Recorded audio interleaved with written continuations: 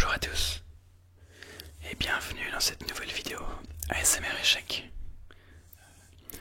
Aujourd'hui j'ai deux positions intéressantes pour vous.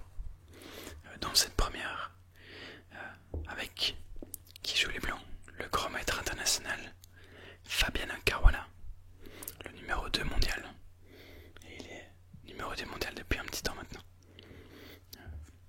Et avec les blancs, il y a un maître international polonais dont j'ai oublié le nom. Je vous l'ajouterai dans la description de la vidéo ou à l'écran.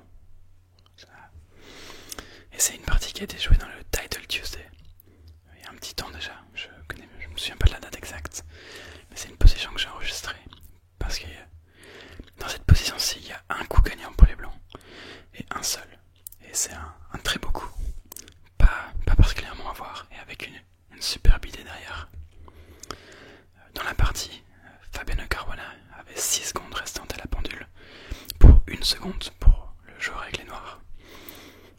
Il y a 1 seconde d'incrément dans le Title Tuesday, mais Fabiano Caruana a joué B7. Ils se sont retrouvés dans... c'est pas exactement la partie, c'est pas la partie, mais dans une position comme ça. Fou contre tour, qui sont normalement c'est nul.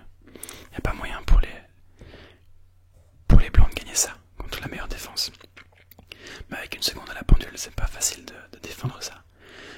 Donc Fabiano Caruana a réussi à gagner cette partie. Mais de justesse, parce qu'il lui a fallu 45 moves après, 45 coups après la capture de ce pion.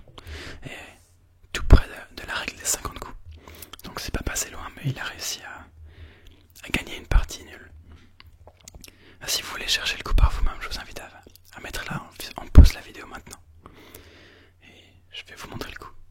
C'est tour C6. Tour C6. J'ai rien dit. Et il y a un seul vrai coup que les noirs peuvent tenter, c'est B5. Sur d'autres coups, les noirs perdent assez rapidement. Si le roi tente de s'en aller, on a tour H6. Force le roi à revenir, le fou est cloué au roi. Si les noirs tentent autre chose, on peut juste prendre avec échec, et ça ce serait une finale complètement gagnante. Donc ça force le roi à revenir. On pourrait maintenant prendre le pion. Et de nouveau, si le roi tente de s'en aller, on aurait tour H6. Le fou est toujours cloué, le roi est forcé de revenir à la défense du fou. Et on aurait par exemple tour H7. On attend juste un peu de patience et le fou est toujours cloué. Le roi a un seul coup légal. Et là-dessus, on viendrait prendre le fou et gagner la partie.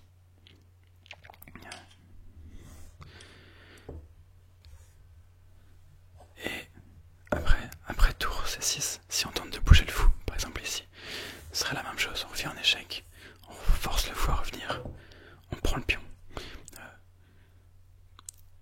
Et ça revient on revient exactement à la même position que juste avant. Donc ici, B5 est forcé. Et après B5, on a tour C1. Et alors tour C1 n'était pas possible au coup précédent. Et vous allez voir pourquoi, vous allez comprendre pourquoi dans un instant. Et c'est là toute l'idée de cette position. C'est ce qui rend cette position si intéressante pour moi. On menace tour H1, échec et mat. Si le roi essaie de se sauver en allant en H3, on viendrait perdre le fou et la partie. Donc on va pas faire ça. Le roi n'a aucun autre coup possible, donc le seul coup qui défend le mat, c'est fou G4. Ouais, on aurait aussi fou F3, mais ça n'aurait aucun sens. On viendrait prendre le fou avec le roi. Tour H1 quand même. Et fou H3 est forcé. Et maintenant, encore un coup sympa. Un peu de patience. Simplement tour H2. Le fou est cloué au roi. Le roi peut pas reculer ou on viendrait perdre le fou. Et perdre la partie.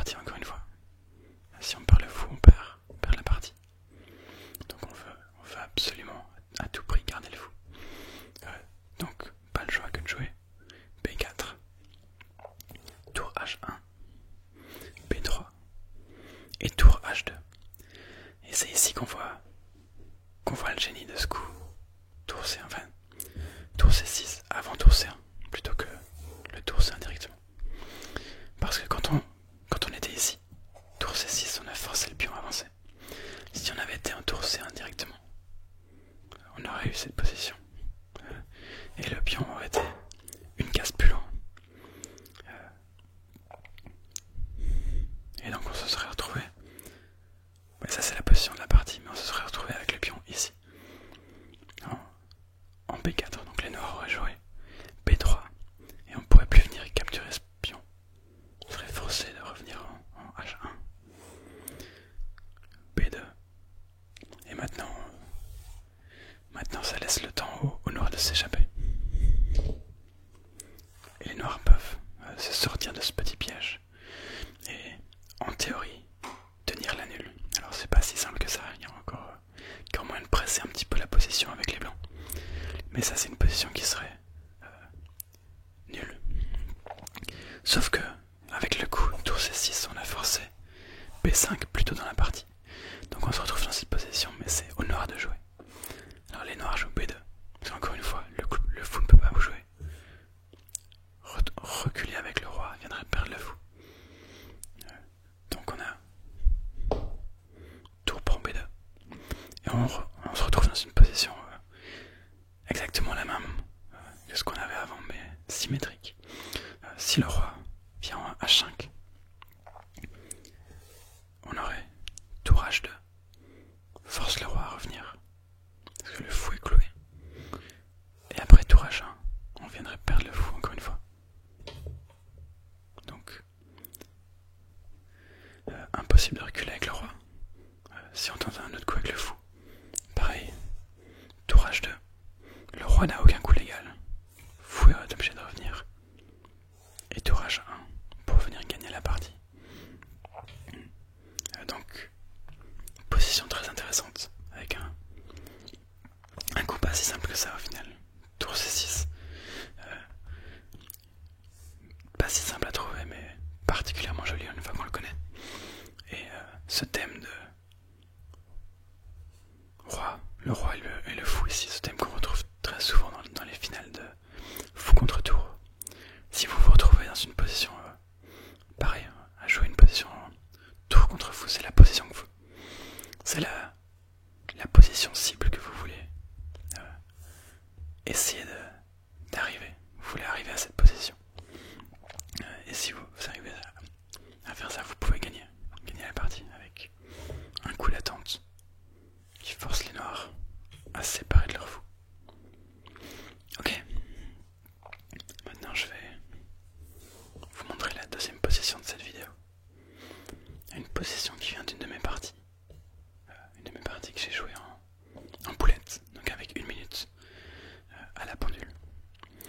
Et en fait, dans la partie, les pions sont ici, mais je vais d'abord vous montrer ce qui se passe avec les pions un cran plus long. Alors, on a roi B3. Alors sur A2, on aurait roi C2 qui bloque le roi ici. Et les noirs peuvent faire ce qu'ils veulent. On va juste rester entre C1 et C2. Et quoi qu'il se passe, soit on viendrait prendre le pion.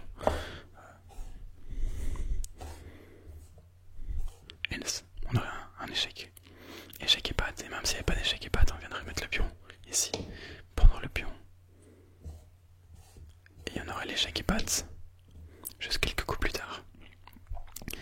Donc A2 n'est pas possible. Parce que ça se terminerait en échec et patte. Donc après, roi B3.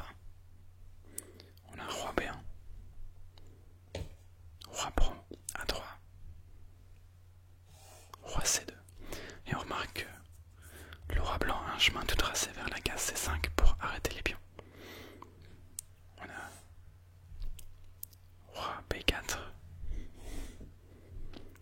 Roi D3 et roi C5. Et on est à temps pour arrêter les deux pions et sauver la nulle. Sauf que dans la partie, il me restait 1 ou 2 secondes à la pendule, je crois, un truc comme ça. J'avais l'impression qu'il y avait moyen de gagner, mais c'est pas si simple. Parce qu'ici, après,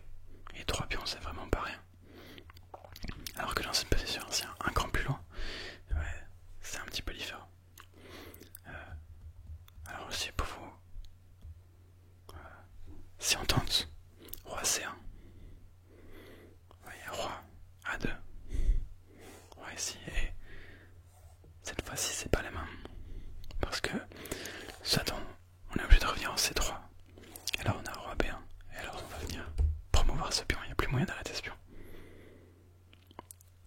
Soit on va venir en C1, et alors on a roi B3, et encore une fois en haut, va menacer de venir promouvoir ce pion ici. Alors, si les blancs tentent de se retirer, c'est fini, le pion en contrôle. B1, il n'y a plus moyen d'empêcher la promotion. Et si le roi vient ici, on peut juste avancer ce pion-ci. Et impossible de revenir. Ouais, ici ça serait pas bon. Mais on a le coup d'attente, C5, roi B1, C2. Alors si on vient ici, il y aurait échec et mat. On viendrait promouvoir en une dame sur échec et mat. Et si on revenait ici, on peut juste avancer A2. Et on va venir promouvoir ici et gagner la partie quand même. Voilà. Voilà les deux positions d'aujourd'hui. Rien d'incroyable, mais deux positions très intéressantes quand même. Encore des finales. Si vous avez regardé quelques vidéos récemment, vous pouvez voir que j'aime particulièrement les finales aux échecs. Mais vous allez retrouver un petit peu de tout sur la chaîne. Il y a des ouvertures qui arrivent, il y a des tactiques qui arrivent, des parties jouées par des grands maîtres que je vais vous commenter et vous montrer. Et si vous voulez voir des trucs en particulier, n'hésitez pas à demander. Je me ferai un grand plaisir de vous faire une vidéo sur ce que vous voulez voir. Et sur ça, n'hésitez pas à laisser un like, à vous abonner si cette vidéo vous a plu. Et je vais vous dire bonne fin de journée, bonne fin de soirée, bonne nuit si vous regardez cette vidéo depuis votre